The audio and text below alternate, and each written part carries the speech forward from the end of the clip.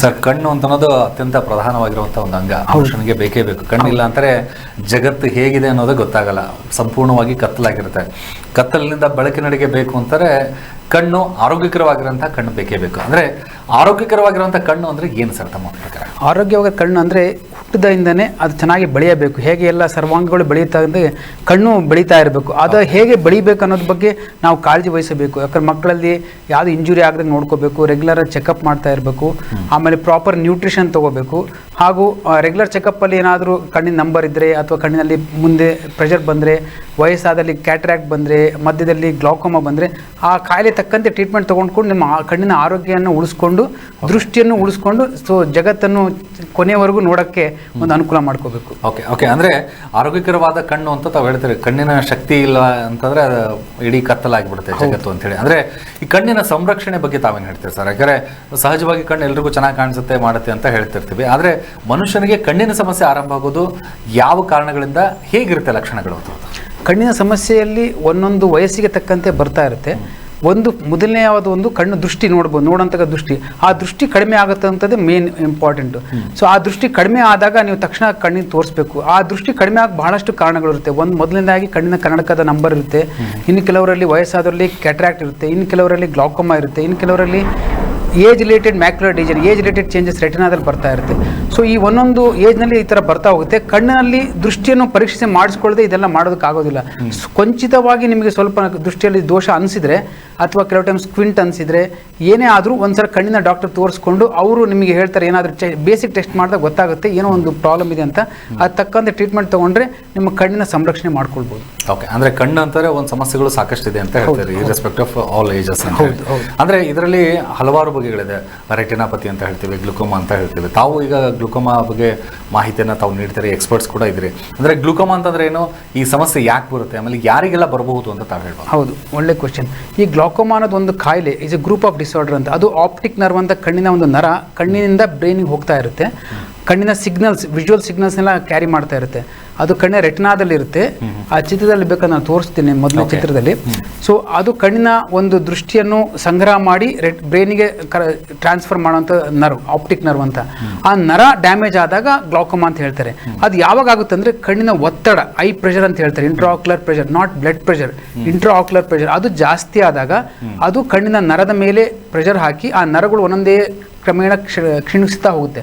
So ಅದಕ್ಕೆ glaucoma ಅಂತ ಹೇಳ್ತಾರೆ. ದೃಷ್ಟಿಯನ್ನು ನಿಧಾನವಾಗಿ ಕಡಿಮೆ ಮಾಡತಕ್ಕಂಥ ಕಾಯಿಲೆ ಗ್ಲಾಕೋಮಾ. ಅದು ಸೈಲೆಂಟಾಗಿ ಬರುತ್ತೆ, ಯಾರಿಗೂ ಗೊತ್ತಾಗಲ್ಲ, ಸಿಂಪ್ಟಮ್ಸ್ ಭಾಳ ಕಡಿಮೆ ಇರುತ್ತೆ. ಸೊ ಅದನ್ನು ನಾನು ಸ್ಲೈಡ್ಸ್ ಮೂಲಕ ಹೇಳ್ತೀನಿ, ಅದನ್ನು ತಿಳ್ಕೊಬೋದು. ಓಕೆ, ಅಂದರೆ ಈಗ ತಾವು ಹೇಳ್ತಾರೆ ಒತ್ತಡ ಜಾಸ್ತಿ ಆಗುತ್ತೆ ಅಂತ ಹೇಳಿ, ದೇಹದಲ್ಲಿ ರಕ್ತದ ಒತ್ತಡ ಅಲ್ಲ, ಕಣ್ಣಿನ ಒತ್ತಡ. ಹಾಗಿದ್ರೆ ಆ ಒತ್ತಡಕ್ಕೆ ಕಾರಣಗಳೇನು, ಹೇಗೆ ಸಿಂಪ್ಟಮ್ಸ್ಗಳು, ಲಕ್ಷಣಗಳು ಹೇಗೆ ಕಂಡು ಬರುತ್ತೆ ಅದಕ್ಕೆ ಕಣ್ಣಿನ ಒತ್ತಡ ಅಂತ? ಒತ್ತಡ ಅಂದರೆ ಐ ಪ್ರೆಷರ್ ಅಂತ. ಅದು ಇನಿಷಿಯಲ್ ಸ್ಟೇಜಲ್ಲಿ ಗೊತ್ತಾಗೋದಿಲ್ಲ. ಯಾಕಂದರೆ ಕಡಿಮೆ ಪ್ರೆಷರ್ ಇದ್ದಾಗ ನಮ್ಮ ಕೈಸ್ are capable of holding it. So ಅವಾಗ ಸಿಂಪ್ಟಮ್ಸ್ ಏನಿರೋದಿಲ್ಲ. ಇನ್ನು ಸ್ವಲ್ಪ ತುಂಬಾ ಜಾಸ್ತಿ ಆದಾಗ ಮಾತ್ರ ಕಣ್ಣಿನಲ್ಲಿ ಡಿಸ್ಕಂಫರ್ಟ್ ಅಂತ ಬರುತ್ತೆ. ಈಗ ನಾನು ಚಾರ್ಟಲ್ಲಿ ತೋರಿಸ್ತಾ ಇದ್ದೀನಿ ಟಿವಿ ಸ್ಕ್ರೀನಲ್ಲಿ. ಕಣ್ಣಿನ ಒಂದು ಕಾಯಿಲೆಗಳಲ್ಲಿ ಗ್ಲಾಕೋಮಾ ಥರ್ಡ್ ಸ್ಟೇಜ್ ಅಲ್ಲಿ ಇದೆ, ಅಂದ್ರೆ ಥರ್ಡ್ ಸ್ಥಾನದಲ್ಲಿದೆ. ಮೊದಲನೇದು ರಿಫ್ರಾಕ್ಟಿವ್ ಸರ್ಜರೀಸ್, ರಿಫ್ರಾಕ್ಟಿವ್ ಎರರ್ಸ್ ಅಂತ ಕನ್ನಡಕ, ಮಯೋಪಿಯಾ, ಹೈಪರ್ಮೆಟ್ರೋಪಿ ಅಂತ. ಎರಡನೇದಾಗಿ ಕ್ಯಾಟ್ರಾಕ್ಟ್ ಅಂತ. ಆಮೇಲೆ ಗ್ಲಾಕೋಮಾ.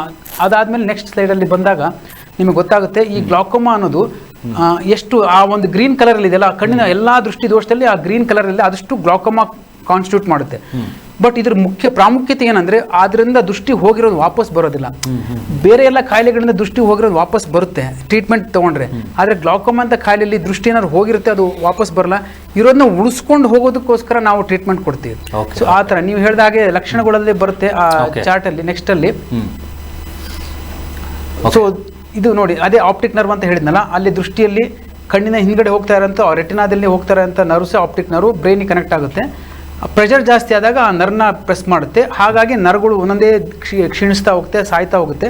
ಅವಾಗ ದೃಷ್ಟಿ ಪೆರಿಫೆರಿಂದ, ಸೈಡಿಂದ ಕಮ್ಮಿ ಆಗ್ತಾ ಹೋಗುತ್ತೆ. ನೆಕ್ಸ್ಟ್ ಸ್ಲೈಡಲ್ಲಿ ಹೇಳ್ತಾರೆ, ಆ ಸೈಡಿಂದ ಕಡಿಮೆ ಆಗ್ತಾ ಹೋಗುತ್ತೆ ಆ ದೃಷ್ಟಿ.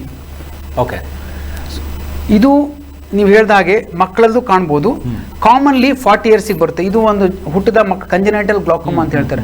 ಹುಟ್ಟಿದ ಮಕ್ಕಳಲ್ಲೂ ಕೆಲವ್ರಿಗೆ ಬರುತ್ತೆ, ವೈಟ್ ಆಗಿಬಿಡುತ್ತೆ, ನೀರು ಬರ್ತಾ ಇರುತ್ತೆ, ಕೆಂಪಾಗಿರುತ್ತೆ.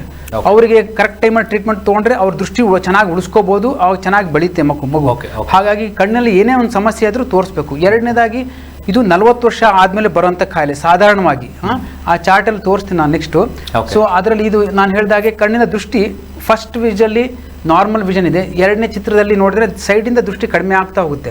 ಸೊ ಪೆರಿಫೆರಲ್ ವಿಷನ್ ಅಂತ ಹೇಳ್ತಾರೆ, ಅದು ಕಡಿಮೆ ಆಗುತ್ತೆ.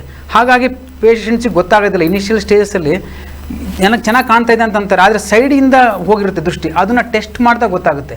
ಹಾಗಾಗಿ ಅದು ಸಿಂಪ್ಟಮ್ಸ್ ಏನು ಇರೋದಿಲ್ಲ, ಹಾಗೂ ಅದರದ್ದು ವಾರ್ನಿಂಗ್ ಸಿಂಪ್ಟಮ್ಸ್ ಇರೋದಿಲ್ಲ. ಆಮೇಲೆ ಅವರಿಗೆ ದೃಷ್ಟಿ ಕ್ರಮೇಣ ಕಮ್ಮಿ ಆಗೋದ್ರಿಂದ ಅವ್ರಿಗೆ ಗೊತ್ತಾಗೋದಿಲ್ಲ ಏನೋ ಆಗ್ತಿದೆ ಅಂತ. ಅದು ಅಡ್ವಾನ್ಸ್ ಸ್ಟೇಜಿಗೆ ಬಂದಾಗ ಅಷ್ಟೇ ನಾವು ಡಾಕ್ಟರ್ ಏನು ಕಾಣ್ತಾ ಇಲ್ಲ, ಸೈಡಿಂದ ಏನು ಕಾಣ್ತಾ ಇಲ್ಲ, ನಾನು ಡ್ರೈವ್ ಮಾಡ್ತಾ ಇದ್ದೀನಿ ಯಾರೋ ಸೈಡಿಗೆ ಸಡನ್ನಾಗಿ ಬಂದಂಗೆ ಅನಿಸುತ್ತೆ, ಅವಾಗ ಅವ್ರಿಗೆ ಗೊತ್ತಾಗುತ್ತೆ ಸೈಡ್ ವಿಷನ್ ಹೋಗಿದೆ ಅಂತ. ಸೊ ಆ ಸ್ಟೇಜಲ್ಲಿ ಬರುತ್ತೆ, ಅವಾಗ ಏನು ಮಾಡೋಕ್ಕಾಗಲ್ಲ. ಸೈಡ್ ವಿಷನ್ಸ್ಗಳು ಹೋಗಿದೆ ಅಂತ ಸೈಡ್ ವಿಷನ್ ನಮ್ಗೆ 180 ಡಿಗ್ರಿವರೆಗೂ ಇರುತ್ತೆ, ಅಲ್ಲಿಂದ ಇಲ್ಲಿವರೆಗೂ ಸೆಂಟ್ರಲ್ ವಿಷನ್ ಇಲ್ಲಿವರೆಗೂ ಬರೋವರೆಗೂ ಕೆಲವರು ಕಾಯ್ತಾರೆ. ಭಾಳ ಇಂಟೆಲಿಜೆಂಟ್ ಪೇಷಂಟ್ಸ್ ಕೆಲವರು ಇರ್ತಾರೆ, ಅವ್ರಿಗೆ ಸ್ವಲ್ಪ ದೃಷ್ಟಿಯಲ್ಲಿ ಕಡಿಮೆ ಆದರೂ ಡಾಕ್ಟರ್ ಏನು ಕಾಣಲ್ಲ ಅಂತ ಬರ್ತಾರೆ. ಬಟ್ ಮೆಜಾರಿಟಿ ಪೇಷಂಟ್ಸು ಭಾಳಷ್ಟು ದೃಷ್ಟಿ ಕಡಿಮೆ ಆದಾಗ ಬರ್ತಾರೆ. ಅವಾಗ ಭಾಳ ಕಷ್ಟ, ಅವ್ರ ದೃಷ್ಟಿ ವಾಪಸ್ ತರೋದು. ಉಳಿಸ್ಕೊಂಡು ಹೋಗ್ಬೋದು, ಹೋಗಿರೋ ದೃಷ್ಟಿ ವಾಪಸ್ ಬರೋಕ್ಕಾಗಲ್ಲ ಆ ಥರ. Okay fine. ಹಾಗಿದ್ರೆ ಇನ್ನು ಗ್ಲುಕೋಮಾ ಬಗ್ಗೆ ಸಾಕಷ್ಟು ಚಿತ್ರಣಗಳಿದೆ, ಜೊತೆಗೆ ವಿಡಿಯೋಸ್ಗಳು ಕೂಡ ಇದೆ, ಅದನ್ನು ಕೂಡ ನೋಡೋಣ. ಅಂದ್ರೆ ತಾವು ಹೇಳ್ತಾ ಇದ್ರೆ ಸಂಪೂರ್ಣವಾಗಿ ಇದು ಅಂಧತ್ವಕ್ಕೆ ಕಾರಣ ಆಗುತ್ತೆ ಗ್ಲುಕೋಮಾ ಅಂತ ಹೇಳಿ. ಅಂದ್ರೆ ಟೆಕ್ನಾಲಜಿಗಳು ಹೊಸದಾಗಿ ಬಂದಿದೆ, ಬಟ್ ಆದ್ರೂ ಸಹಿತ ಇದಕ್ಕೆ ಅಂಧತ್ವ ಕಂಡವರಿಗೆ ಗ್ಲುಕೋಮಾದಿಂದ ಆಗಿರುವಂತಹ ಅನಾಹುತಕ್ಕೆ ವಾಪಸ್ ಅವರಿಗೆ ಟ್ರೀಟ್ಮೆಂಟ್ಗಳು ನೀಡುವಂಥದ್ದು ಏನಾದರೂ ಚಾನ್ಸಸ್ ಇದೆಯಾ? ಇಲ್ಲ, ಈಗ ಎಷ್ಟೊಂದು ರಿಸರ್ಚ್ ಆಗ್ತಾ ಇದೆ. ಆಗ ಹೋಗಿರೋ ದೃಷ್ಟಿಯ ನಾಶ, ಈ ಆಪ್ಟಿಕ್ ನರ್ವ್, ಎಲ್ಲ ನರದ ಕಾಯಿಲೆಗಳು ಹಾಗೆ ದೇಹದಲ್ಲಿ ಎಲ್ಲ ನರದ ಕಾಯಿಲೆಗಳಿಂದ ಹೋಗಿರೋದನ್ನ ವಾಪಸ್ ತರೋಕ್ಕಾಗಲ್ಲ. ಓನ್ಲಿ ಥಿಂಗ್ ಈಸ್ ಪ್ರಿಸರ್ವ್ ಮಾಡ್ಬೋದು. ಕೆಲವಾರು small nerves which are dying ಅವನ್ನ ಸ್ವಲ್ಪ ರೀಜನರೇಟ್ ಮಾಡ್ಬೋದು ಅಷ್ಟೇ. ಅಂದರೆ ಮೈಲ್ಡಾಗಿ ಇಂಪ್ರೂವ್ಮೆಂಟ್ ಆಗುತ್ತೆ ಹೊರತು we can't reverse the total loss. ಹಾಗೋಗಿರೋದನ್ನ ಟೋಟಲಿ ವಾಪಸ್ ತರೋಕ್ಕಾಗಲ್ಲ. ಈ ಡೊನೇಷನ್ಸ್ಗಳು ಮಾಡಿರ್ತಾರೆ, ಐ ಡೊನೇಷನ್ಸ್, ಅದು ರಿಪ್ಲೇಸ್ಮೆಂಟ್ಗೆ ಇದಕ್ಕೆ ಏನಾರ ಇಲ್ಲ, ಅದಕ್ಕೆ ಇದಕ್ಕೆ ಕರೆಕ್ಟ್ ಹೇಳಿದ್ರಿ. ಭಾಳಷ್ಟು ಕಾಮನ್ ಕ್ವಶನ್ ಇದು. ಕಣ್ಣಿನ ರಿಪ್ಲೇಸ್ಮೆಂಟು ಡೋನರ್ ಮಾಡಿದ್ರೆ ಏನಾದರೂ ಟ್ರಾನ್ಸ್ಪ್ಲಾಂಟ್ ಮಾಡ್ಬೋದು ಅಂತ. ಅದು ಕಾರ್ನಿಯಾ ಅಂದರೆ ಕಣ್ಣಿನ ಕಪ್ಪು ಗುಡ್ಡೆನ ಮಾಡ್ಬೋದು. ಅದನ್ನ ಏನಾದರೂ ವೈಟ್ ಆಗಿದ್ರೆ, ಅದರಲ್ಲಿ ಏನಾದರೂ ಪ್ರಾಬ್ಲಮ್ ಇದ್ರೆ ಅದನ್ನ ರಿಪ್ಲೇಸ್ ಮಾಡಿ ಮತ್ತೆ ದೃಷ್ಟಿ ವಾಪಸ್ ಬರುತ್ತೆ. ಬಟ್ ನಮ್ಮಲ್ಲಿ ಈ ಗ್ಲಾಕೋಮಾ ಆಗ್ತಿರೋದು ನರ್ವಲ್ಲಿ, ಆಪ್ಟಿಕ್ ನರ್ವ್ ಅಂತ ನರದ ಕಾಯಿಲೆ ಆಗಿರೋದ್ರಿಂದ ಅದನ್ನ ರಿಪ್ಲೇಸ್ ಮಾಡೋಕ್ಕಾಗಲ್ಲ. ಇದುವರೆಗೂ ಏನು ಬಂದಿಲ್ಲ. ಬಟ್ ಭಾಳಷ್ಟು ಈ ಆರ್ಟಿಫಿಷಿಯಲ್ ಇಂಟೆಲಿಜೆನ್ಸ್ ಥರದ್ದು ಎಷ್ಟೊಂದು ಕ್ಯಾಮ್ರಾಸು, ಚಿಪ್ಸು ಎಲ್ಲ ಇಂಟ್ರೊಡ್ಯೂಸ್ ಮಾಡಿ ಅದನ್ನ ಸ್ವಲ್ಪ ವಿಜುವಲ್ ಸಿಗ್ನಲ್ಸ್ ಬರೋ ಹಾಗೆ ಎಷ್ಟೊಂದು ನಡೀತಾ ಇದೆ ರಿಸರ್ಚು. ಮುಂದಿನ ದಿವಸದಲ್ಲಿ ಅದು ಬರ್ಬೋದು. ಓಕೆ, ಅಂದರೆ ಸರ್ ಈಗ ಕಣ್ಣಿನಲ್ಲೇ ಸಾಕಷ್ಟು ಟ್ರೀಟ್ಮೆಂಟ್ಸ್ಗಳಿದೆ, ಅಡ್ವಾನ್ಸ್ ಟೆಕ್ನಾಲಜಿಗಳು ಕೂಡ ಇದೆ. ಲೇಸರ್ ಟ್ರೀಟ್ಮೆಂಟ್ ಬಗ್ಗೆ ನಾವು ಮಾತಾಡ್ತಾ ಇರ್ತೀವಿ. ಅಂದರೆ ತುಂಬಾ ಅದ್ಭುತವಾಗಿರುವಂಥ ಒಂದು ಟೆಕ್ನಾಲಜಿ.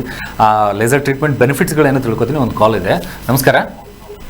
ನಮ್ದು ಲೆಫ್ಟ್ ಸೈಡ್ ಕಣ್ಣು, ನಾನು ಎಷ್ಟು ದಿನದಿಂದ ಒಂದು 5-6 ವರ್ಷದ ಹಿಂದೆ ಗ್ರಹಣ ನೋಡಿದ್ದೆ. ನಾನು ಏನ್ ನೋಡಿದ್ರೆ ಲೆಫ್ಟ್ ಸೈಡ್ ಇಂದ ಗ್ರಹಣ ನೋಡಿದ್ನ. ಆ ಗ್ರಹಣದಿಂದ ಲೆಫ್ಟ್ ಸೈಡ್ ಸ್ವಲ್ಪ ಕಣ್ಣು ಸ್ವಲ್ಪ ಮಬ್ಬು ತರ ಕಾಣುತ್ತೆ. ರೈಟ್ ಸೈಡ್ ಎಲ್ಲ ಪೂರ್ತಿದೆ. ಮತ್ತೆ ಏನಾದ್ರು ಎಫೆಕ್ಟ್ ಆಗ್ತಿದ್ಯಾ ಅಂತ ಅದಕ್ಕೆ ಕೇಳಿ. ಎಷ್ಟು ಏಜ್? Okay okay. ಏಜ್ ಎಷ್ಟು? ವಯಸ್ಸು? Okay, Chandrasappa. Okay okay fine. ಅದು ಗ್ರಹಣದಿಂದ ನೋಡ್ತಿರ, ಅದು ಭಾಳ ಕಾಮನ್ ಆಗಿ ನೋಡ್ತಾರೆ. ಗ್ರಹಣ ಬಂದಾಗ ನೇಕೆಡ್ ಏನು ಹಾಕೊಳ್ದಾಗೆ ನೋಡ್ತಾರೆ ಗ್ರಹಣ. ಅವಾಗ ಸೋಲಾರ್ ರೆಟಿನೋಪತಿ ಅಂತ ಕಣ್ಣಿನಲ್ಲಿ ಬರ್ನ್ ಆಗುತ್ತೆ. ಅದು ರೆಟಿನಾ ಆದ್ಮೇಲೆ ಆ ಮ್ಯಾಕ್ಯುಲಾದಲ್ಲಿ ಬರ್ನ್ ಆಗುತ್ತೆ. ಅದು ಕೆಲವರಿಗೆ ಮೈಲ್ಡ್ ಆಗಿ ಎಕ್ಸ್ಪೋಜರ್ ಇದ್ರೆ ಅದು ಸ್ವಲ್ಪ ರಿಕವರ್ ಆಗ್ತದೆ ಕೆಲವರಿಗೆ. ಇನ್ನು ಕೆಲವರಿಗೆ ಹಾಗೆ ಪರ್ಮನೆಂಟ್ ಸ್ಕಾರ್ ಆಗಿ ಉಳಿಯುತ್ತೆ. ಇನ್ನು ಕೆಲವರಲ್ಲಿ ಫ್ಲೂಯಿಡ್ ಅಕ್ಯುಮೇಟ್ ಆಗಿ ಕೆಲವು ತೊಂದರೆ ಆದಾಗ ಟ್ರೀಟ್ಮೆಂಟ್ ಮಾಡಿಕೊಂಡು ಅದನ್ನ ಇನಿಷಿಯಲ್ ಸ್ಟೇಜಸಲ್ಲೇ we can recover that one. ಅದಕ್ಕೆ ಮುಂಜಾಗ್ರತಾ ಕ್ರಮ ಯಾವುದೇ ಗ್ರಹಣ ಆಗಲಿ ಬರೀ ಕಣ್ಣಿಂದ ನೋಡಬಾರ್ದು. ಸ್ಪೆಷಲ್ ಗ್ಲಾಸಸ್ ಬರುತ್ತೆ, ಆ ಗ್ಲಾಸಸ್ ಅಷ್ಟೇ ನೋಡಬೇಕು. ಅಂದರೆ ಇದು ಒಂದು ಇಂಟ್ರೆಸ್ಟಿಂಗ್, ಯಾಕಂತಾರೆ ಬಹುಶಃ ಇಷ್ಟು ದಿನಗಳ ಎಪಿಸೋಡ್ಸ್ಗಳಲ್ಲಿ ಈ ಗ್ರಹಣದಿಂದ ಆಗುವಂಥ ಕಣ್ಣಿಗಾಗುವಂಥ ಅನಾಹುತದ ಬಗ್ಗೆ ಇದು ಫಸ್ಟ್ ಕಾಲರ್ ಇದು. ಏನಕ್ಕಂತಂದ್ರೆ ಸಾಕಷ್ಟು ಜನ ಪ್ರಯತ್ನ ಪಡ್ತಾರೆ, ಕ್ಯೂರಿಯಸ್ ಇಂದ ನೋಡ್ತಾರೆ, ಏನಾಗಲ್ಲ ಬಿಡು ಅಂತ ಹೇಳಿ. ಅವ್ನು ನೆಗ್ಲಿಜೆನ್ಸಿ ಇರುತ್ತೆ. ಅಂದ್ರೆ ಎಷ್ಟು ಸೆಕೆಂಡ್ ನೋಡಿದ್ರೆ ನಿಜವಾಗ್ಲೂ ಸಹಿತ ಕಣ್ಣಿಗೆ ಎಫೆಕ್ಟ್ ಆಗುತ್ತೆ ಅಂತ. ಸೆಕೆಂಡ್ ಏನಲ್ಲ, ಗ್ರಹಣದಲ್ಲಿ ಏನಾಗುತ್ತಂದ್ರೆ ನಾರ್ಮಲಿ ಸೂರ್ಯನ ಯಾರು ಡೈರೆಕ್ಟ್ ನೋಡೋಕೆ ಆಗಲ್ಲ. ಹೌದು, ಎಲ್ಲ ಕಣ್ಣು ಮುಚ್ತಾರೆ, ಸ್ಪ್ಲಿಟ್ ಸೆಕೆಂಡ್ ಅಷ್ಟೇ ನೋಡ್ಬೋದು, ಮತ್ತೆ ಕಣ್ಣು ಮುಚ್ತಾರೆ. ಸೊ ಡೈರೆಕ್ಟ್ ಆಗಿ ರೇಸ್ ಹೋಗ್ತಾ ಇರುತ್ತೆ, ಕಣ್ಣೊಳಗೆ ಡ್ಯಾಮೇಜ್ ಮಾಡ್ತಿರುತ್ತೆ. ಬಟ್ ಅದು ಫ್ಯೂ ಸೆಕೆಂಡ್ಸ್ ಅಲ್ಲಿ ಅದು ನಾವು ಕಣ್ಣು ಮುಚ್ಕೊಂಡ್ಬಿಡ್ತೀವಿ, ಅಥವಾ ಪೀಪಲ್ಸ್ ಕನ್ಸ್ಟ್ರಿಕ್ಟ್ ಆಗಿ ಲೈಟ್ ಹೋಗೋದನ್ನ ಕಮ್ಮಿ ಮಾಡುತ್ತೆ. ಗ್ರಹಣದಲ್ಲಿ ಏನಾಗುತ್ತೆ ಅಂದ್ರೆ ಸೂರ್ಯನ ಪ್ರಕಾರ ಬಹಳ ಕಡಿಮೆ ಇರುತ್ತೆ. ಸೊ ನಾವು ಬಹಳ ಕಣ್ಣು ಅಗಲ ಮಾಡ್ಕೊಂಡು ಬಹಳ ಹೊತ್ತು ನೋಡ್ತಾ ಇರ್ತೀವಿ. ಸೊ ಪೀಪಲ್ ಡೈರೆಕ್ಟ್ ಆಗಿರುತ್ತೆ, ಕಣ್ಣಿನಲ್ಲಿ ಒಳಗಡೆ ಹೋಗತಕ್ಕಂಥ ಕಿರಣಗಳು ಜಾಸ್ತಿ ಆಗುತ್ತೆ. ಆಮೇಲೆ ಡ್ಯೂರೇಷನ್ ಅಷ್ಟೇ ಅದು ಜಾಸ್ತಿ ಆಯ್ತು. ಆ duration and the amount of rays ಅದು ಡ್ಯಾಮೇಜ್ ಮಾಡುತ್ತೆ. ಯಾಕಂದ್ರೆ ಗ್ರಹಣದಲ್ಲಿ ಅಷ್ಟು ಬ್ರೈಟ್ ಇರೋದಿಲ್ಲ, ನೋಡ್ತಾನೆ ಇರ್ತಾರೆ ವಿದೌಟ್ ಎನಿ ದಿಸ್ ಥಿಂಗ್. ಹಾಗಾಗಿ ಅದು ಡ್ಯಾಮೇಜ್ ಮಾಡುತ್ತೆ. ಅದೇ ನಾರ್ಮಲ್ ಡೇಸ್ ಅಲ್ಲಿ ಸೂರ್ಯ ನೋಡಕ್ ಬಹಳ ಕಷ್ಟ. ಹಾಗಾಗಿ ಅಲ್ಲೂ ರೇಸ್ ಇರುತ್ತೆ, ಇಲ್ಲೂ ರೇಸ್ ಇರುತ್ತೆ. ಬಟ್ ಈ ಗ್ರಹಣದಲ್ಲಿ ನಾವು ಜಾಸ್ತಿ ಹೊತ್ತು ನೋಡ್ತಾ ಇರ್ತೀವಿ, ಪೀಪಲ್ ಡೈರೆಕ್ಟ್ ಇಂದ ಜಾಸ್ತಿ ಲೈಟ್ ಒಳಗೆ ಹೋಗುತ್ತೆ. Duration and the amount of light entering ಹಾರ್ಸ್ತಾಯಿ ಆ ಕಣ್ಣನ್ನು ಡ್ಯಾಮೇಜ್ ಮಾಡಿ. ಅದಕ್ಕೆ ಭಾಳ ಸೂಕ್ಷ್ಮವಾಗಿ ಕಣ್ಣನ್ನು ಕನ್ನಡಕ ಪ್ರೊಟೆಕ್ಟಿವ್ ಗ್ಲಾಸ್ ಹಾಕ್ಕೊಂಡೇ ನೋಡಬೇಕು, ಹಾಗೆ ಬರೀ ಕಣ್ಣು ನೋಡಬಾರ್ದು. Okay fine. ಥ್ಯಾಂಕ್ ಯು ಕರೆ ಮಾಡೋದಕ್ಕೆ. ಇನ್ನು ಹೆಚ್ಚಿನ ಮಾಹಿತಿ ಬೇಕು ಅಂದರೆ ಬೆಂಗಳೂರಲ್ಲಿ ಶೇಖರ್ ರಾಯ್ ಹಾಸ್ಪಿಟಲ್ ಇದೆ, ಹೋಗಿ ಟ್ರೀಟ್ಮೆಂಟನ್ನು ತಗೋಬೋದು ಅಂತ ಹೇಳ್ತಾ ನೆಕ್ಸ್ಟ್ ಇನ್ನೊಂದು ಕಾಲ್ ಇದೆ. ನಮಸ್ಕಾರ. ಹಲೋ ಹೇಳಿ, ತಮ್ಮ ಹೆಸರು ಯಾವೂರಿಂದ? ಮೈಸೂರಿಂದ ಸರ್. ಹೇಳಿ ತಮ್ಮ ಹೆಸರು? ಶಾಂತ. ಓಕೆ ಶಾಂತ ಅವರೇ, ಹೇಳಿ ಏನು ಪ್ರಶ್ನೆ ಕೇಳಿ. ನಮಸ್ತೆ ಸರ್ ಡಾಕ್ಟರ್. ನಮಸ್ಕಾರ ಶಾಂತ, ಹೇಳಿ. ಸರ್ ನಾನು 53 ಇಯರ್ಸ್. ಮೊನ್ನೆ ಚೆಕಪ್ ಹೋಗಿದ್ದೆ, ನಾರ್ಮಲ್ ಚೆಕಪ್ಗೆ. ಓಕೆ. ನಲ್ಲಿ ಸ್ವಲ್ಪ ಪ್ರೆಷರ್ ಜಾಸ್ತಿ ಇದೆ, ಲೆಫ್ಟ್ ಅಂತ ಹೇಳಿದ್ರು. ಓಕೆ. ಅದೇ ಅದ್ರ ಬಗ್ಗೆನೇ ನೀವು ಹೇಳ್ತಾ ಇದ್ರಿ. ಅದೇ 15 ಡೇಸ್ ಬಿಟ್ಟು ಬನ್ನಿ, ಚೆಕಪ್ ಮಾಡ್ಬಿಟ್ಟು ಟ್ರೀಟ್ಮೆಂಟ್ ಶುರು ಮಾಡೋಣ ಅಂದ್ರು. ಹೇಗೆ ಸರ್ ಅದು? ಅದೇ ಒಳ್ಳೆ ಕ್ವಶನ್ ಕೇಳಿ. ಪ್ರೆಷರು ನಾರ್ಮಲಿ ಯಾರಿಗಾದ್ರೂ ಬರ್ಬೋದು, 40 ವರ್ಷ ಆದಮೇಲೆ ಅಥವಾ ಮುಂಚೆನೂ ಬರ್ಬೋದು. ಜನರಲ್ ಚೆಕಪ್ಪಲ್ಲಿ ಹೋದಾಗ ಈ ಥರ ಡಿಟೆಕ್ಟ್ ಆಗುತ್ತೆ ಪ್ರೆಷರ್ ಜಾಸ್ತಿ ಅಂತ. ಕೆಲವಾರು ಬಾರಿ ದಿವಸದಲ್ಲಿ ವೇರಿಯೇಷನ್ಸ್ ಆಗುತ್ತೆ, ಲೈಕ್ ಬ್ಲಡ್ ಪ್ರೆಷರ್ ಚೇಂಜ್ ಆಗುತ್ತಲ್ಲ, ಒಂದೊಂದ್ಸಲ ಬೆಳಗ್ಗೆ ಟೈಮಲ್ಲಿ ಜಾಸ್ತಿ, ಮಧ್ಯಾಹ್ನ ಕಡಿಮೆ, ಆ ಥರ ಕಣ್ಣಿನಲ್ಲೂ ಪ್ರೆಷರಲ್ಲಿ ಸ್ವಲ್ಪ ಏರುಪೇರು ಆಗ್ತಿರುತ್ತೆ. ಸೊ ಹಾಗಾಗಿ ಆ ಥರ ಏರುಪೇರು ಆದಾಗೂ ನಾವು ಇನ್ನೊಂದ್ಸಲ ಕರೆದು ನೋಡ್ತೀವಿ. ಬೆಳಗ್ಗೆ ನೋಡಿದರೆ ಮಧ್ಯಾಹ್ನ ಒಂದ್ಸಲ ಬನ್ನಿ ಅಥವಾ ಸಂಜೆ ಒಂದ್ಸಲ ಬನ್ನಿ ಅಂತ. ಸೊ ಡೈರ್ನಲ್ ವೇರಿಯೇಷನ್ ಅಂತ ಆ ಪ್ರೆಷರ್ ನೋಡ್ತೀವಿ. ಕನ್ಸಿಸ್ಟೆಂಟಾಗಿ ಪದೇ ಚೆಕ್ ಮಾಡಿದಾಗ ಪ್ರತಿ ಸಲ ಪ್ರೆಷರ್ ಜಾಸ್ತಿನೇ ಬಂತು ಅಂದರೆ ಅದು ನಿಜವಾದ ಪ್ರೆಷರು, ಅದು ನಿಜವಾಗ್ಲೂ ಜಾಸ್ತಿ ಆಗಿದೆ, ಅದು ಗ್ಲಾಕೋಮಾದ ಸೂಚನೆ ಅಂತ ನಾವು ಅರ್ಥಕೊಂಡು ನೆಕ್ಸ್ಟ್ ಲೆವೆಲ್ ಆಫ್ ಟೆಸ್ಟಿಗೆ ಹೋಗಿ ನಾವು ಟೆಸ್ಟ್ ಮಾಡಿಸ್ಕೋಬೇಕಮ್ಮ. ನಿಜವಾಗ್ಲೂ ಇನ್ನೊಂದ್ಸಲ ಚೆಕ್ ಮಾಡಿಸ್ಕೊಳ್ಳಿ. ಪ್ರೆಷರ್ ಮತ್ತೆ ಜಾಸ್ತಿ ಬಂತು ಅಂದರೆ ಕಣ್ಣಿನ ಡಾಕ್ಟ್ರು ನಿಮ್ಮದು ನರ ಚೆಕ್ ಮಾಡಿ ಬೇಕಾದರೆ ಟೆಸ್ಟ್ಗಳು ಮಾಡ್ತಾರೆ. ಅದು ಮಾಡಿಕೊಂಡು ಕಣ್ಣು ನರ ಏನೋ ಡ್ಯಾಮೇಜ್ ಆಗಿಲ್ಲ ಅಂದರೆ ನಥಿಂಗ್ ಟು ವರಿ, ಫಾಲೋಅಪ್ ಮಾಡ್ಕೊಳ್ತಾ ಇರಿ. ಇನ್ನೊಂದು ಸ್ವಲ್ಪ ಸೂಕ್ಷ್ಮವಾಗಿ ಡ್ಯಾಮೇಜ್ ಆಗಿದೆ ಗ್ಲಾಕೋಮಾದಿಂದ, ಪ್ರೆಷರಿಂದ ಅಂತಂದರೆ ಅದು ತಕ್ಕಂತೆ ಡ್ರಾಪ್ಸ್ ಕೊಡ್ತಾರೆ. ಆ ಡ್ರಾಪ್ಸ್ನ ಕರೆಕ್ಟಾಗಿ ಹಾಕ್ಕೊಳ್ತಾ ಇರಬೇಕು.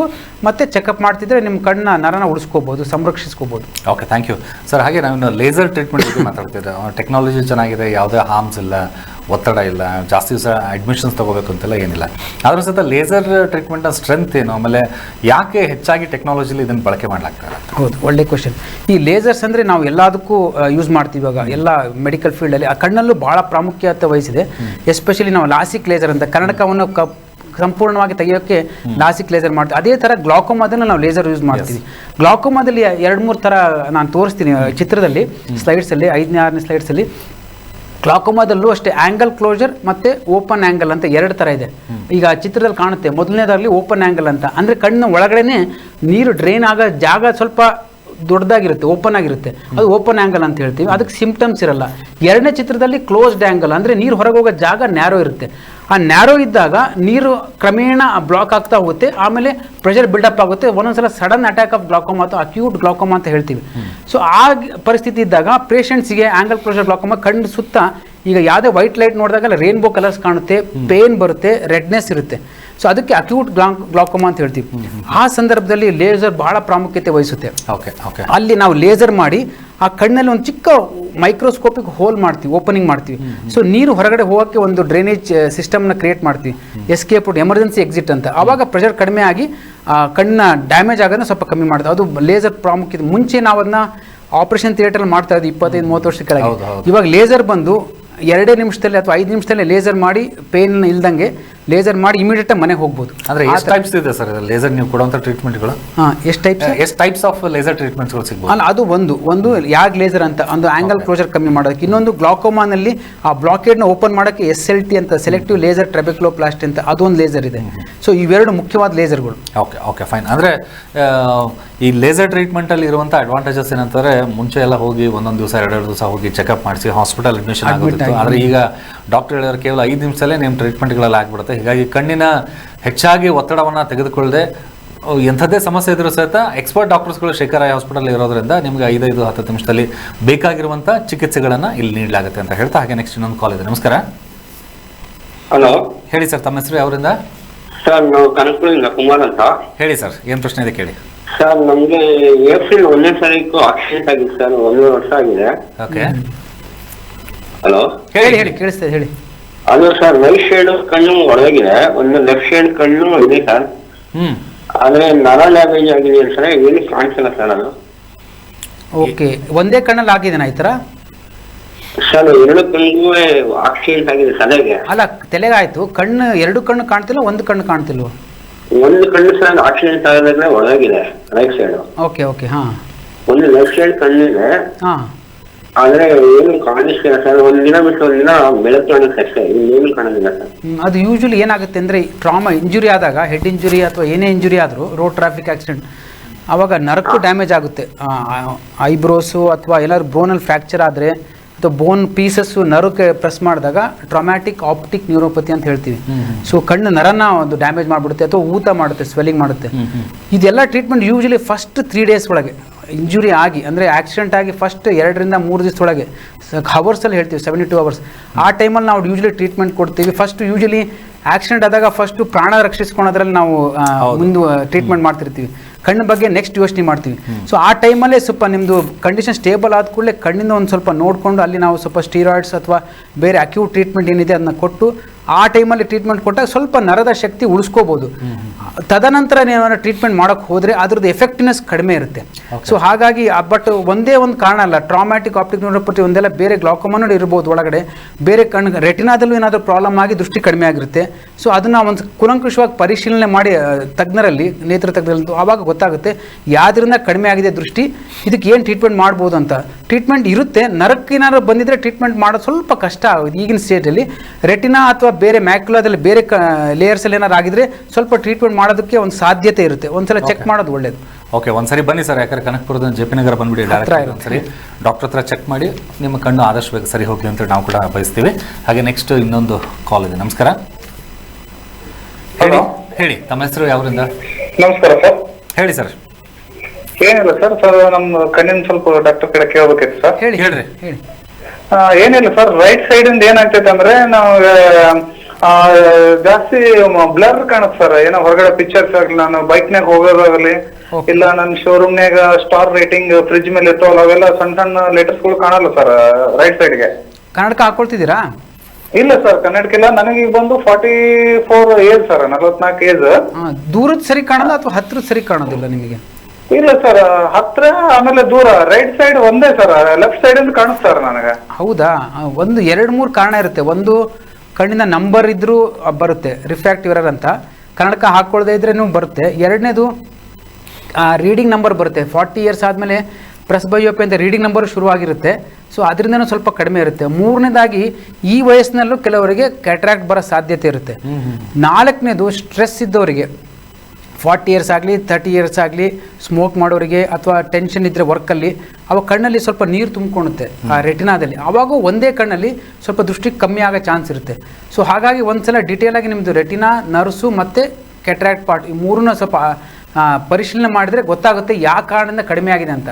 ಸೊ ಒಂದ್ಸಲ ತೋರಿಸ್ಕೊಳೋದು ಒಳ್ಳೆಯದು. ಆಮೇಲೆ ಟ್ರೀಟ್ಮೆಂಟ್ ರೀಸೆಂಟಾಗಿ ಕಮ್ಮಿ ಆಗಿದೆ ಅಂದರೆ ಟ್ರೀಟ್ಮೆಂಟ್ ಮಾಡೋದು ಸುಲಭ, ತೋರಿಸ್ಕೊಂಡು ಒಂದ್ಸಲ. ಓಕೆ, ಈ ಗ್ಲೂಕೋಮಾ ಇದಕ್ಕೂ ಸಹಿತ ಲೇಸರ್ ಟ್ರೀಟ್ಮೆಂಟ್ಸ್ಗಳು ಅಪ್ಲಿಕೇಬಲ್ ಆಗುತ್ತೆ ಅಥವಾ ಹೊಸ ಟೆಕ್ನಾಲಜಿ ಇದಕ್ಕೆ ಏನಾದ್ರು ಯೂಸ್ ಮಾಡ್ಬೋದು ಅಥವಾ ಹೇಗೆ ಗ್ಲೂಕೋಮಾಗೆ? ಅಲ್ಲ, ಲೇಸರಿಂದನೇ ಎಷ್ಟೊಂದು ರಿಫೈನ್ಮೆಂಟ್ ಆಗ್ತಾ ಇರುತ್ತೆ.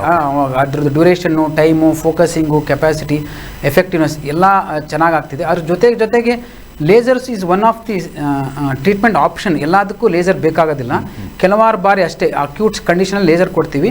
ಇನ್ನು ಕೆಲವು ಕಂಡೀಷನ್ಸಲ್ಲಿ ಲೇಸರ್ ಕೊಟ್ಟು ಸ್ವಲ್ಪ ದಿವಸ ನಾವು ಟೈಮ್ನ ಬಾರೋ ಮಾಡ್ತೀವಿ. ಲೈಕ್ ಲೇಸರ್ ಕೊಟ್ಟು ಸ್ವಲ್ಪ ಪ್ರೆಷರ್ ಕಡಿಮೆ ಮಾಡಿಕೊಂಡು ಆಮೇಲೆ ಅವರು ಆ ಪೇಷಂಟು ಅದು BP, ಶುಗರು ಏನೋ ಕಂಟ್ರೋಲ್ ಆದಮೇಲೆ ಸರ್ಜರಿ ಮಾಡಬೇಕು ಮತ್ತು ಅದಕ್ಕೆ ಡ್ರಾಪ್ಸಲ್ಲಿ ಕಂಟಿನ್ಯೂ ಮಾಡಬೇಕು ಅಂತ ಆ ಒಂದು ಡಿಸಿಷನ್ ಮಾಡೋದಕ್ಕೆ ಲೇಸರ್ ನಮಗೆ ಸಹಾಯ ಮಾಡುತ್ತೆ.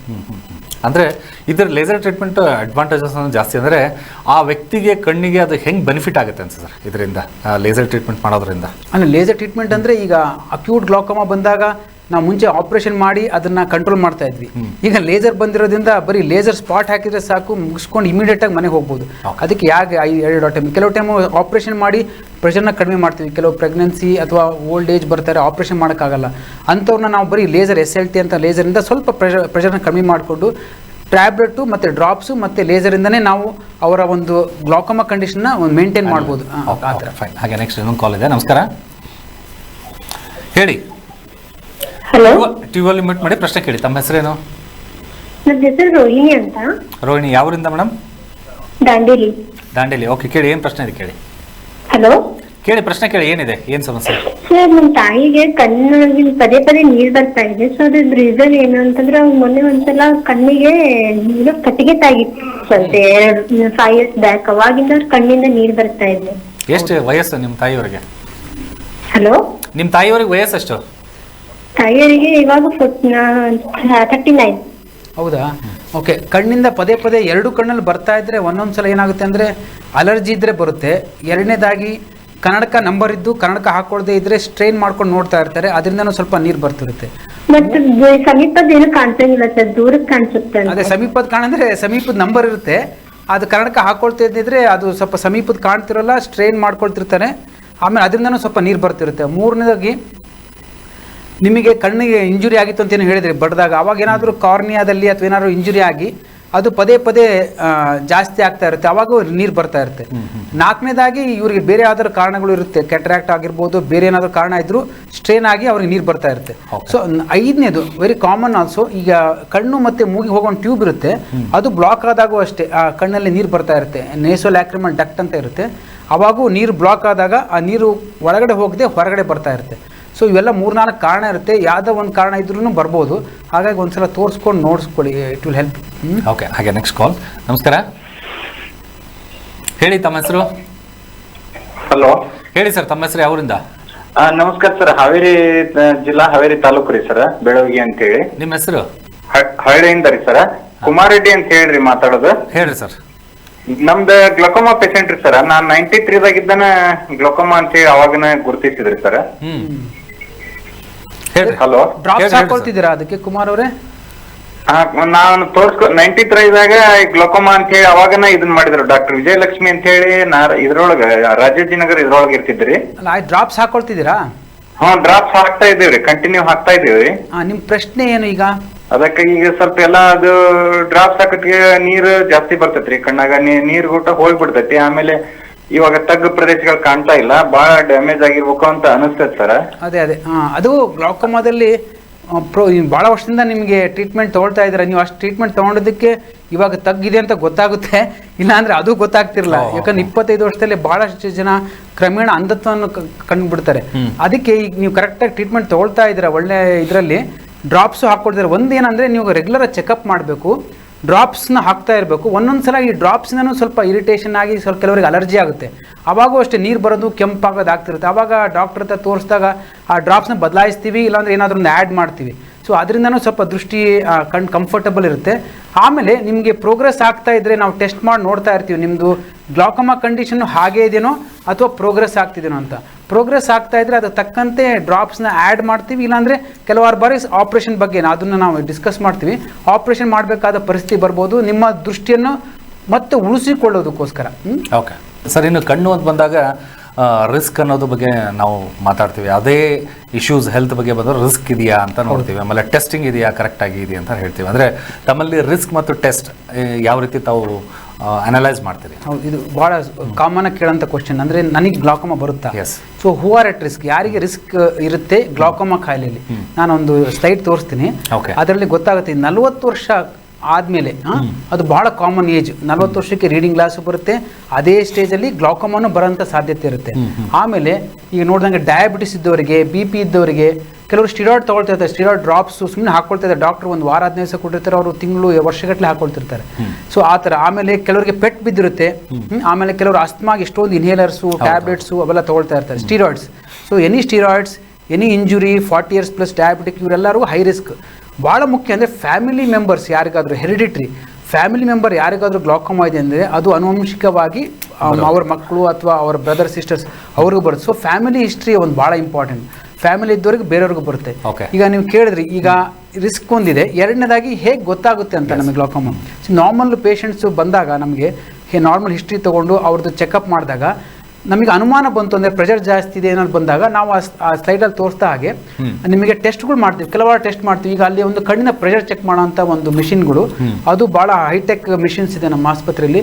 ಸೊ ಅದರಿಂದ ನಾವು ಕಣ್ಣಿನ ಒತ್ತಡವನ್ನು ಕರೆಕ್ಟಾಗಿ ಪರಿಶೀಲಿಸಿ ಅದ್ರ ನೆಕ್ಸ್ಟು ಕೆಲವಾರು ಟೆಸ್ಟ್ ಮಾಡ್ತೀವಿ. ಆ ನರದ ಶಕ್ತಿ ಎಷ್ಟಿದೆ, ಅದರದ ಒಂದು field of range, visual fields ಅಂತ ಹೇಳ್ತೀವಿ, OCT ಅಂತ ಹೇಳ್ತೀವಿ. ಆಮೇಲೆ ಗೋನಿಯೋಸ್ಕೋಪಿ ಮಾಡಿ angle, open angle, close angle check ಮಾಡ್ತೀವಿ. ಅದಾದಮೇಲೆ ಪೆರಿಮೆಟ್ರಿ ಅಂತ ಭಾಳ ಕಾಮನ್ ಆಗಿ ಮಾಡ್ತಾ ಇರ್ತೀವಿ, ಎಲ್ಲರೂ ಮಾಡ್ತಾರೆ. ಸೊ ಫಸ್ಟ್ ಚಾರ್ಟಲ್ಲಿ ನೋಡ್ಬೋದು ಸ್ವಲ್ಪ ಗ್ಲಾಕೋಮಾ ಇರೋಂಥದ್ದಲ್ಲಿ ಕಪ್ಪು ಚುಕ್ಕಿಗಳು ಕೆಲವು ಕಾಣ್ತಿದೆ. ಎರಡನೇ ಚಿತ್ರದಲ್ಲಿ ಆಗಲೇ ಅರ್ಧ ಗ್ಲಾಕೋಮಾ ಆಗಿದೆ, 50% ಕವರ್ ಆಗೋಗಿದೆ, ಬ್ಲ್ಯಾಕ್ ಔಟ್ ಆಗಿದೆ. ಮೂರನೇ ಚಿತ್ರದಲ್ಲಿ ಅಡ್ವಾನ್ಸ್ ಸ್ಟೇಜ್ ಪೂರ ಕವರ್ ಆಗಿಬಿಟ್ಟಿದೆ, ಬ್ಲ್ಯಾಕು, ಸೆಂಟರ್ ಅಷ್ಟೇ ಉಳ್ಕೊಂಡಿದೆ. ಅಂದರೆ ಕುದುರೆ ದೃಷ್ಟಿ ಅಂತ ಹೇಳ್ತೀವಿ, ಟ್ಯೂಬುಲಾರ್ ವಿಷನ್ ಅಂತ, ಅದು ಲಾಸ್ಟ್ ಸ್ಟೇಜ್. ಸೊ ಆ ಸ್ಟೇಜ್ ಬಂದಾಗ ನಾವು ಆಪ್ರೇಷನ್ ಅಥವಾ ಬೇರೆ ಅಷ್ಟು ಭಾಳ extreme steps ತೊಗೋಬೇಕಾಗುತ್ತೆ.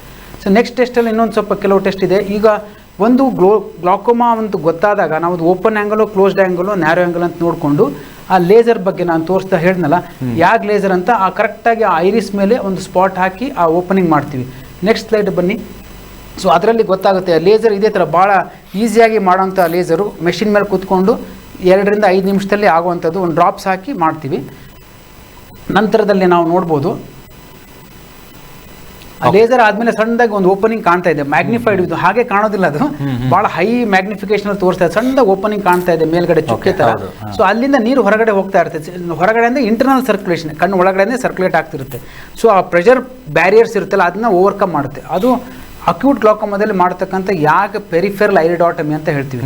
It's an very it's an emergency, eye emergency, ಮತ್ತು it's an important laser procedure. ಅಂದರೆ ಅನಸ್ತೇಷಿಯಾ ಅಂತಂದರೆ ಸಹಜವಾಗಿ ಕೊಡುವಂಥ ಆ ಪಾರ್ಟ್ ಏನಿದೆಲ್ಲ ತುಂಬ ಜನ ಹೆದರ್ಕೊಳ್ಳೋದೇ ಅದಕ್ಕೆ ಅನಸ್ತೇಷಿಯಾ ಅಂತ ಹೇಳಿ. ಅಂದರೆ ಕಣ್ಣಿಗೂ ಸಹಿತ ಅನಸ್ತೇಷಿಯಾ ಟ್ರೀಟ್ಮೆಂಟ್ಗಳು ಆಗಬೇಕು ಅಂತಂದರೆ ಸರ್ಜರಿಗೆ ತುಂಬ ಇಂಪಾರ್ಟೆಂಟಾ ವಿತೌಟ್ ಅನಸ್ತೇಷಿಯಾ ಇರುತ್ತೆ ಅಥವಾ ಹೇಗೆ ಟ್ರೀಟ್ಮೆಂಟ್? ಅದು ಭಾಳ ಮುಖ್ಯವಾದ ಕ್ವಶನ್. ಅದಕ್ಕೆ ಅನಸ್ತೇಷಿಯಾ ಅಂದರೆ ಈ general anaesthesia and local anaesthesia ಅಂತ ಹೇಳ್ತೀವಿ. ಸೊ ಜನರಲ್ ಅನಸ್ತೇಷಿಯಾ ಮಾಸ್ಕ್ ಹಾಕಿ ಅನಸ್ಥೆಟಿಸ್ಟ್ ಕೊಡುವಂಥದ್ದು ಅದು ಭಾಳ ಚಿಕ್ಕ ಮಕ್ಕಳಲ್ಲಿ. ಆಮೇಲೆ ಅನ್ಕೋಆಪರೇಟಿವ್ ಅವರಿಗೆ ಇಂಜೆಕ್ಷನ್ ಕೊಡಿಸ್ಕೊಂಡೇ ಇದ್ದರೆ ಅಂಥವ್ರಿಗೆ ಅಷ್ಟೇ ಮಾಡ್ತೀವಿ, ರೇರಾಗಿ ಮಾಡ್ತೀವಿ ಜನರಲ್ ಅನಸ್ತೇಷಿಯಾ. ನಾರ್ಮಲಿ ಕಣ್ಣಿಗೆ ಕೊಡೋದು ಲೋಕಲ್ ಅನಸ್ತೇಷಿಯಾ ಅಂತ. ಲೋಕಲ್ ಅನಸ್ತೇಷಿಯಾ ಅಂದರೆ ಸಣ್ಣ ಇಂಜೆಕ್ಷನ್ ಕೊಡ್ತೀವಿ, ಅನಸ್ತೇಷಿಯಾ ಇಂಜೆಕ್ಷನ್ ಕಣ್ಣು ಸೈಡಿಗೆ. ನಿಮಗೆ ಗೊತ್ತಾಗಲ್ಲ, ಒಳ್ಳೆ ಸೊಳ್ಳೆ ಕಚ್ಚಿದಂಗೆ ಅನ್ಸುತ್ತೆ ಅಷ್ಟೇ.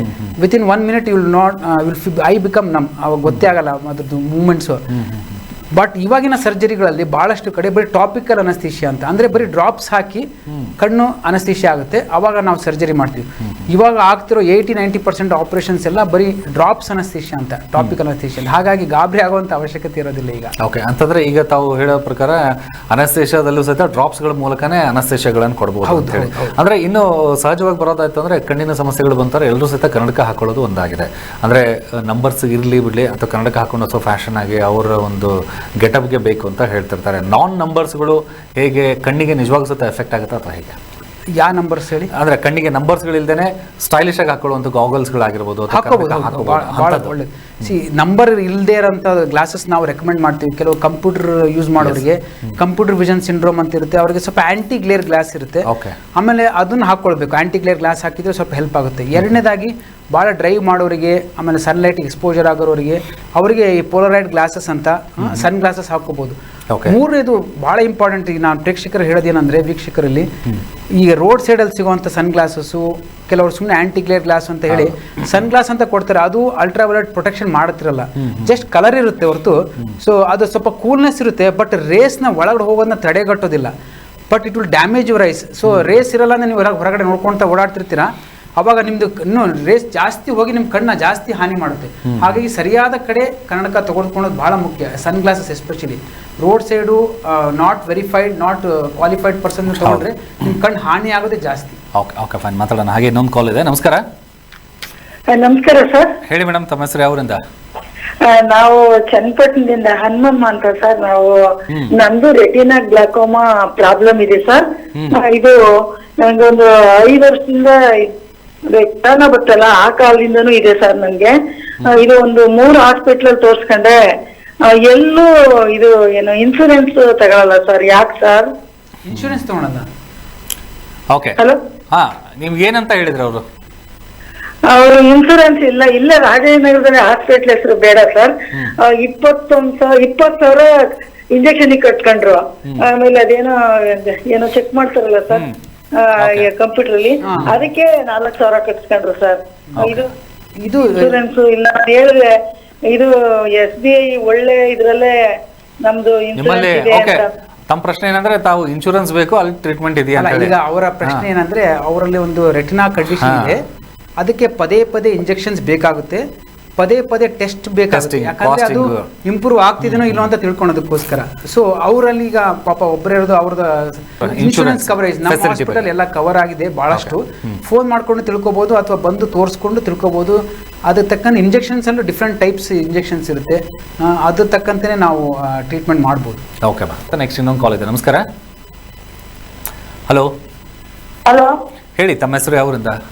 ಹಾವೇರಿಂದ ಲೀಲಾವತಿ ಅಂತ ಸರ್. ಹೇಳ್ರಿ ಲೀಲಾವತಿ, ಏನ್ ಪ್ರಶ್ನೆ ಇದೆ? ಕಣ್ಣು ಆಪರೇಷನ್ ಆಗಿ ಒಂದು ವರ್ಷ ಆಯ್ತು. ಒಂದಾಗಿ ಈಗ 4 ತಿಂಗಳ ಕಣ್ಣು ಮತ್ತೆ ನೀರು ಬರಾಕತ್ತಿರ್ತಾವ್ರಿ. ಏನು ಆಪರೇಷನ್ ಆಗಿದೆ ಲೀಲಾವತಿ ಅವರೇ?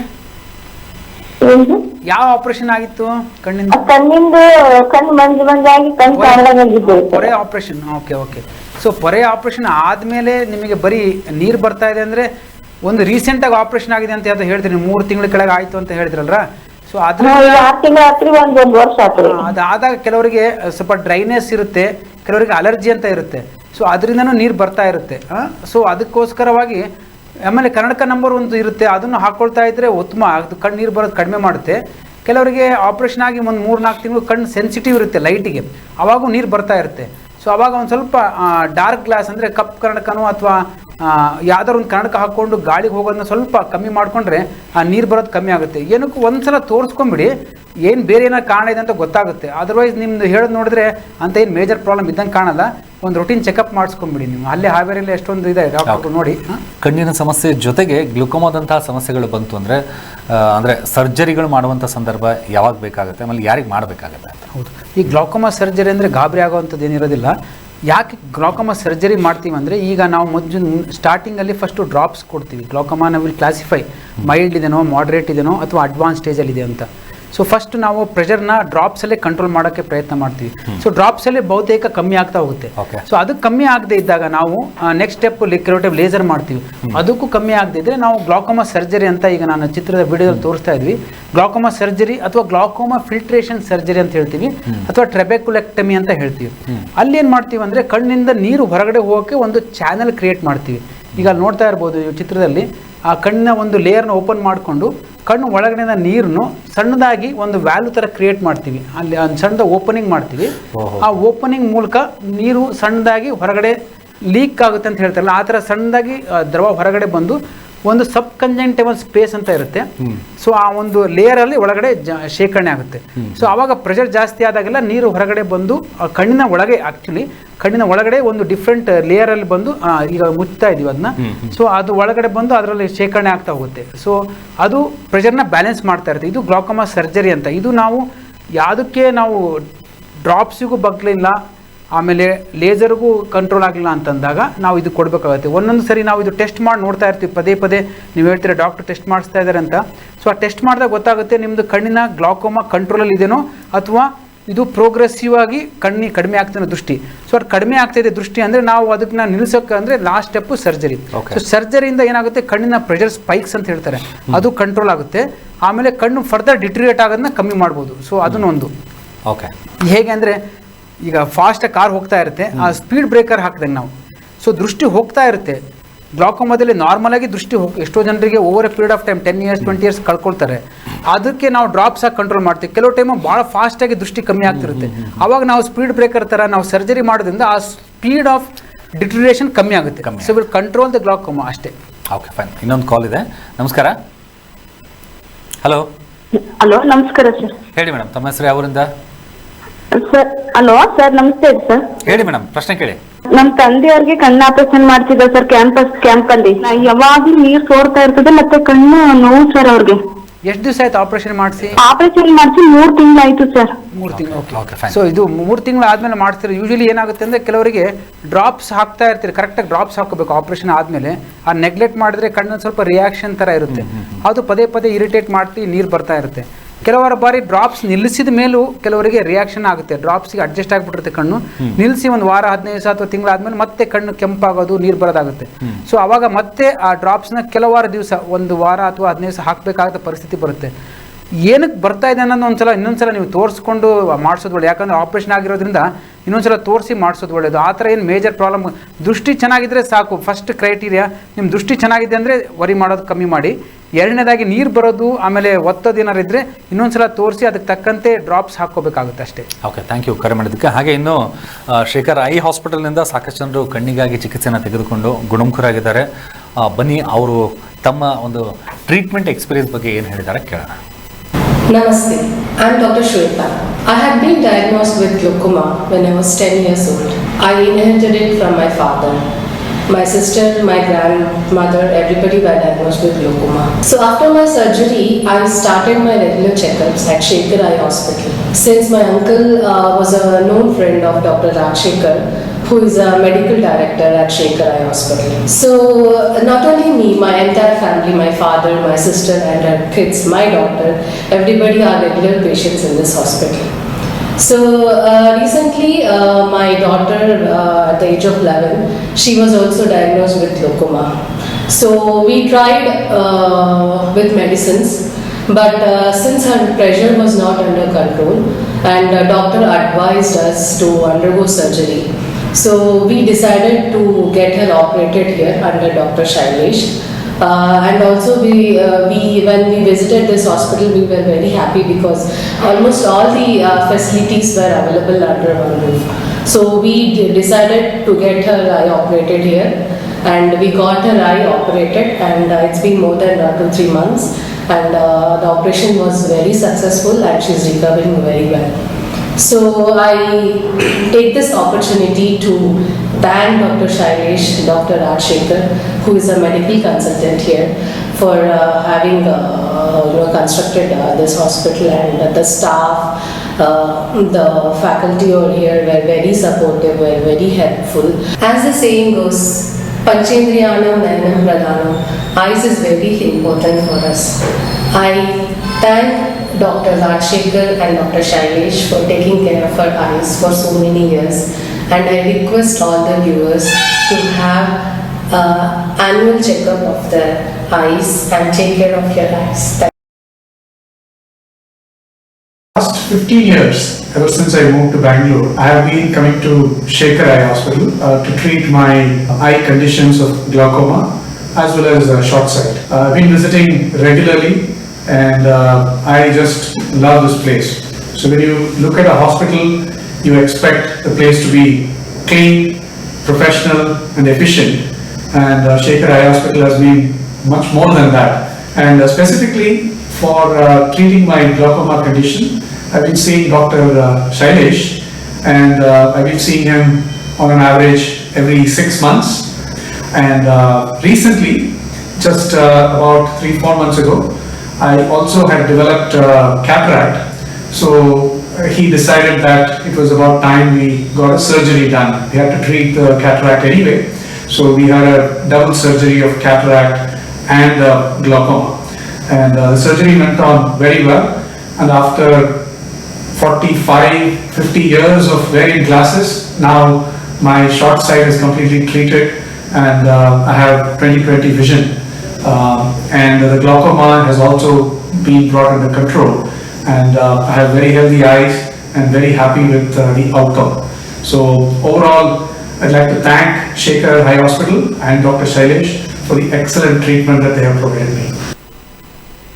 ಆದರೆ ಸರ್ ಇವರಿಷ್ಟು ಸೇರಿದಂತೆ ಇನ್ನು ಸಾವಿರಾರು ಸಂಖ್ಯೆಯಲ್ಲಿ ಟ್ರೀಟ್ಮೆಂಟ್ ತೊಗೊಂಡವ್ರು ಇದ್ದಾರೆ.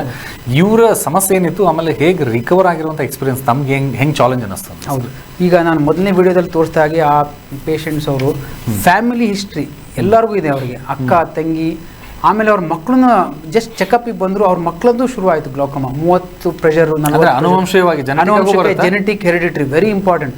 ಯಾರಿಗೆ ಗ್ಲೋಕೋಮಾ ಇದೆ ಅಂತ ಹೇಳಿದ್ರೆ ಅವರು ಅವರ ಮಕ್ಕಳು ಅಥವಾ ಅವರ ಫ್ಯಾಮಿಲಿಯಲ್ಲಿ ಬ್ರದರ್ ಸಿಸ್ಟರ್ಸ್ ಎಲ್ಲರೂ ಒಂದ್ಸಲ ತೋರಿಸ್ಕೊಳೋದು ಒಳ್ಳೆಯದು. ಸೊ ಆ ಮಗುಗೂ ಇತ್ತು, ಆ ಮಗುಗೂ ಪ್ರೆಷರ್ ಕಂಟ್ರೋಲ್ ಆಗಿ. ನೀವು ಹೇಳಿದಾಗ ಸರ್ಜರಿ ಯಾವಾಗ ಮಾಡ್ತೀರಂದರೆ, ಆ ಮಗುಗೆ 8 ವರ್ಷ 9 ವರ್ಷ, ಅವರಿಗೆ ಒಂದು 2 ವರ್ಷದಿಂದ ಬರೀ ಡ್ರಾಪ್ಸಲ್ಲೇ ಆಗ್ತಾ ಇದ್ವಿ. ಡ್ರಾಪ್ಸಲ್ಲೇ ಕಂಟ್ರೋಲ್ ಆಗಲಿಲ್ಲ, ಪ್ರೆಷರ್ಸ್ ಮತ್ತೆ ಜಾಸ್ತಿ ಆಗ್ತಾನೆ ಹೋಯಿತು. ಸೊ ಮ್ಯಾಕ್ಸಿಮಮ್ ಡ್ರಾಪ್ಸ್ ಕೊಟ್ಟರು ಕಮ್ಮಿ ಆದಾಗ ನಾವು ಗ್ಲಾಕೋಮಾ ಸರ್ಜರಿ ಮಾಡಿ ಇವಾಗ ಪ್ರೆಷರ್ ನಾರ್ಮಲಿಗೆ ಬಂದಿದೆ, ಅವಳು ಚೆನ್ನಾಗಿ ನಾರ್ಮಲ್ ಆಗಿದ್ದಾಳೆ. ಈಗ ಎರಡನೇ ವಿಡಿಯೋದಲ್ಲಿ ನೋಡಿದ ಹಾಗೆ ಗ್ಲಾಕೋಮಾ ಜೊತೆಗೆ ಕೆಲವರಿಗೆ ಕ್ಯಾಟ್ರಾಕ್ಟು ಇರುತ್ತೆ. ಯಾಕಂದರೆ 40+ ಇದ್ದವರಿಗೆ 50-60 ಇದ್ದವರಿಗೂ ಕ್ಯಾಟ್ರಾಕ್ಟ್ ಬರುತ್ತೆ. ಈ ಸಂದರ್ಭದಲ್ಲಿ ನಾವು ಕ್ಯಾಟ್ರಾಕ್ಟ್ ಮತ್ತು ಗ್ಲಾಕೋಮಾ ಎರಡು ಕಂಬೈನ್ ಮಾಡ್ತೀವಿ. ಒಂದೇ ಸೆಟ್ಟಿಂಗಲ್ಲಿ 2 ಸಲ ಸರ್ಜರಿಗೆ ಹೋಗೋದು ಬದಲು ಒಂದೇ ಆಪ್ರೇಷನಲ್ಲಿ ಗ್ಲಾಕೋಮಾ ಕಂಟ್ರೋಲ್ ಆಗ್ತಿಲ್ಲದವರಿಗೆ ಜೊತೆಗೆ ಕ್ಯಾಟ್ರಾಕ್ಟ್ ಇದ್ದವರಿಗೆ ಕಂಬೈನ್ಡ್ ಸರ್ಜರಿ ಅಂತ ಹೇಳ್ತೀವಿ. ಅದು ಮಾಡಿದಾಗಿಂದ ಆ ಕನ್ನಡಕ ನಂಬರು ಹೋಯಿತು ಮತ್ತು ಅವ್ರ ಗ್ಲಾಕೋಮಾನು ಕಂಟ್ರೋಲಿಗೆ ಬಂತು. Okay fine sir.